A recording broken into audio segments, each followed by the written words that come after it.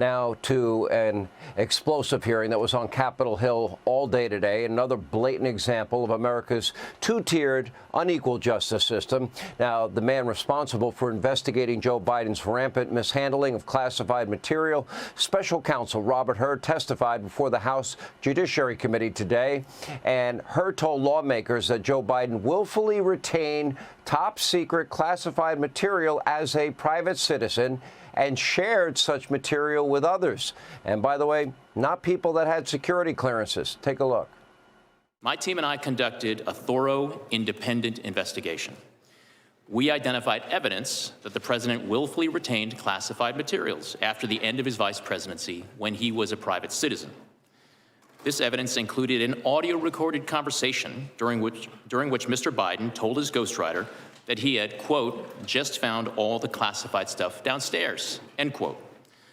When Mr. Biden said this, he was a private citizen speaking to his ghostwriter in his private rental home in Virginia. We also identified other recorded conversations during which Mr. Biden read classified information aloud to his ghostwriter.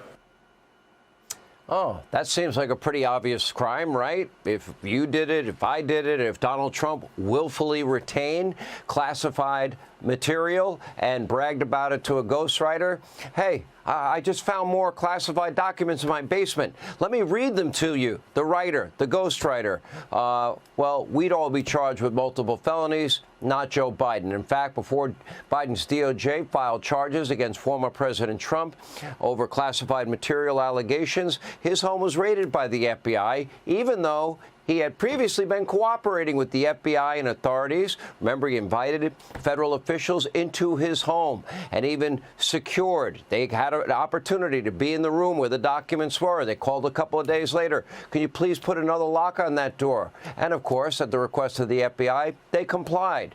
In contrast, Biden was never subjected to any pre-dawn raid at any of the numerous locations, and there were a lot, where he illicitly stored material. Take a look.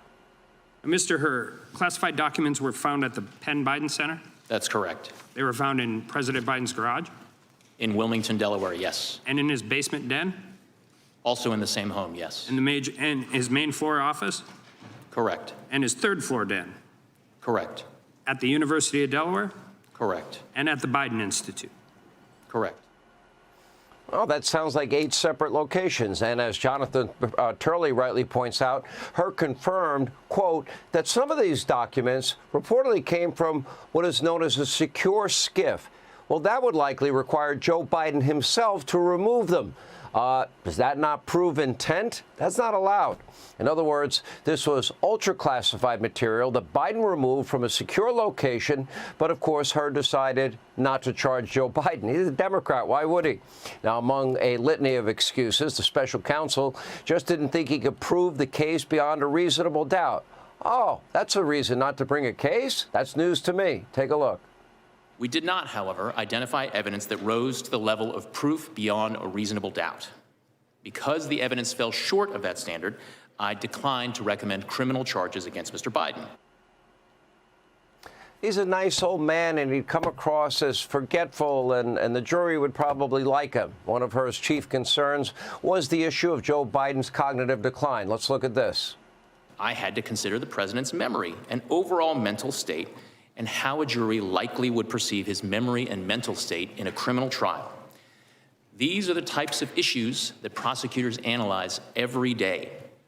And because these issues were important to my ultimate decision, I had to include a discussion of them in my report to the Attorney General. The evidence and the president himself put his memory squarely at issue. So we have a president who is not mentally competent, which basically is what he's saying, to stand trial. So we will only charge his opponent who is mentally competent. That's the argument you're going to make? According to the transcript from Joe's interview with the special counsel, well, the president had a very difficult time communicating or remembering simple, basic, fundamental facts. At one point, Biden asked, quote, when did I announce for president? He also asked, quote, if it was 2013, when did I stop being vice president? And, quote, in 2009, am I still the vice president? He then asked, quote, well, Trump gets elected in November of 2017. No. Anyway, Biden also could not remember the words fax machine, not once but twice, and could not remember when his son passed away. How sad is that? It turns out Biden's allegation against Hur, how dare he ask about his son, that was a lie. It was Joe Biden himself that brought up the issue of his son. But keep in mind, despite all of this, Joe Biden is the president of the United States, running for another term. Both Joe Biden and the Democratic Party swear that Biden is more than capable of serving in the toughest job in the world, so surely he should be capable of standing trial. And don't forget, the special counsel discovered what was a trove of top-secret documents and at least 7 unsecured locations that Biden took from secure government facilities dating back to his time as a senator. Guess what? He didn't have the ability to declassify them. And what impact would the Presidential Records Act have on any of this? Biden then shared this classified information with at least one private individual without any security clearance, his ghostwriter. $8 million worth of reasons to have this information. Here's how Judiciary Committee Chairman Jim Jordan summed it all up earlier today. Take a look.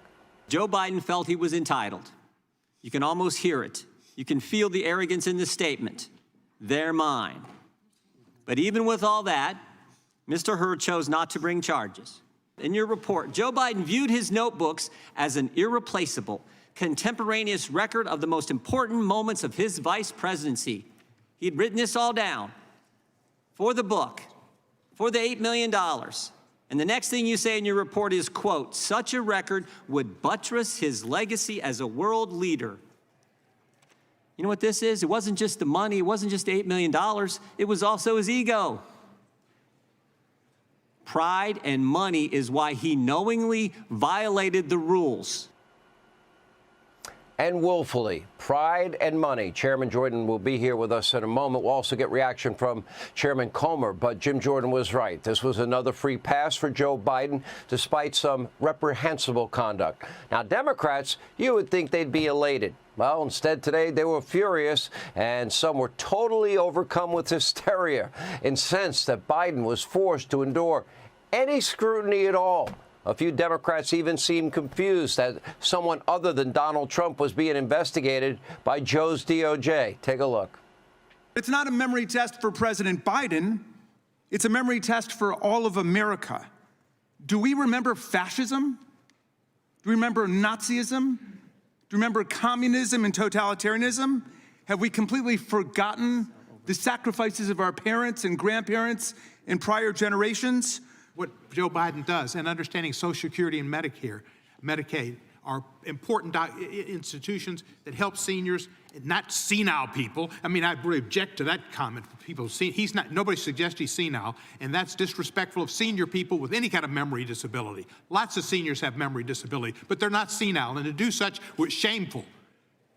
Joe Biden is a competent, good president. You are a Republican, though, aren't you? I am a registered Republican. Yes, sir. And you're doing everything you can do to get President Trump reelected so that you can get appointed as a federal judge or perhaps to another position in the Department of Justice. Isn't that correct? Congressman, I have no such aspirations, I can assure you. You chose a general pejorative reference to the president.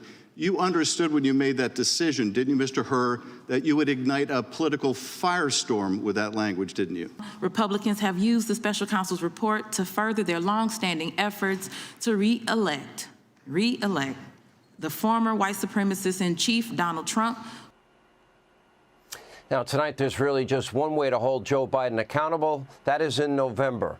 November 5th, to be exact, in 237 days, you, the American people, can and frankly must remove Biden from office and do it at the ballot box. As of right now, the polls are not looking good for Joe Biden, even after his jacked-up performance at the State of the Union address. According to a new Harris poll, Biden's approval is hovering at a record low 37%. In a head-to-head matchup, Trump is beating him by 5 points. Hey, Sean Hannity here. Hey, click here to subscribe to Fox News YouTube page and catch our hottest interviews and most compelling analysis. You will not get it anywhere else.